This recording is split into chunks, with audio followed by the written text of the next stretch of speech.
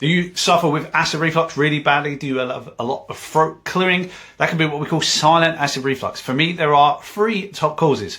The first is having an H. pylori bacterial infection, but not just inside the stomach. It can be hiding in the mouth, on the tongue, on the tonsils, inside your esophagus, interfering with your sphincter.